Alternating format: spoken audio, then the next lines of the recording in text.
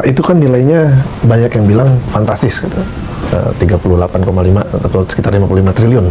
Itu ada juga yang bilang itu kemahalan, Pak. Menurut Bapak itu gimana, Pak? Apa kemahalan atau wajar atau gimana, Pak?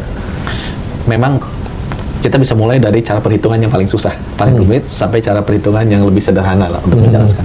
Kalau saya ceritakan mulai dari paling rumit, sudah ada standar yang cara valuasi perusahaan seperti itu. Jadi berapa earning after tax-nya sampai akhir dihitung, di-discounted sehingga keluarnya angkanya berapa. Ya.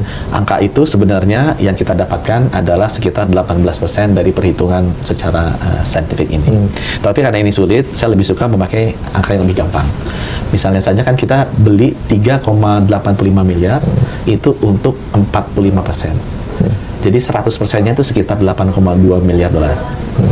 Untuk informasi teman-teman, EBITDA-nya Freeport dalam kondisi sustain ya, dia kan sempat ada naik turunnya, tapi rata-ratanya itu kisarannya 4 miliar dolar. Profit after tax-nya atau earnings after tax-nya dia, kondisi normal itu juga ada naik turun, karena sampai tahun 2022 itu akan turun dulu, 2019 karena habis yang open bid-nya, itu sekitar 2 miliar dolar. Jadi kalau enterprise value atau harga perusahaan 8 miliar dolar, maka enterprise value per EBITDA itu sekitar 2 kali. Karena EBITDA-nya kan 4. Ini enterprise value-nya 8. Kalau dibandingkan dengan earnings, enterprise value dibagi earnings itu 4 kali. Karena enterprise value-nya 8, earnings-nya 2. Nah, di kalangan keuangan, kita sering melihat price to earning ratio ini sebagai sesuatu standar yang bisa dibandingkan. Nah, kalau kita mau pakai rata-rata perusahaan terbuka di seluruh Indonesia kan kita lihat di Jakarta Stock Exchange. Memang saya agak ketinggalan karena saya udah agak keluar dari perbankan agak lama. Dulu sih sekitar 16 sampai 17 kali rata-rata price to earning ratio-nya pernya. Sekarang mungkin karena udah turun mungkin di sekitar 12 sampai 14 kali. Tapi kita untuk perbandingan belinya tuh di angka 4 kali. 4 dibandingkan dengan 14, 12 sampai 14. Jadi itu lebih jauh kan di bawah rata-rata valuasi harga di Bursa Efek Jakarta. Yang kedua yang lebih gampang, teman-teman juga udah bikinkan reserve atau cadangan terbukti Freeport yang ada sekarang di Papua itu 150 miliar dolar. Jadi kalau kita beli 3,85 miliar dolar, ya bisa dibandingkan dengan harga itu tadi.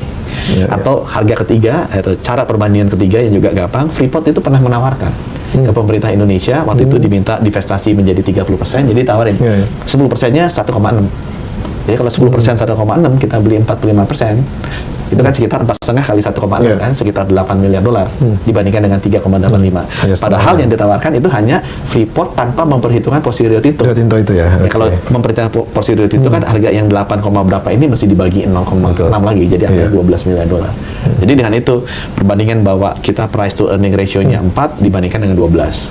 Yang kedua, kita beli 3,85, nilai potensi cadangannya 150 miliar. Kemudian yang ketiga, ya Freeport aja udah pernah menawarkan ekvivalen sekitar 12 miliar, kita dapatnya 3,8. Yang paling gampang sih kayaknya buat membaca yang nomor 2, Pak. Yang nomor 2 ya, cadangannya banyak, belinya murah.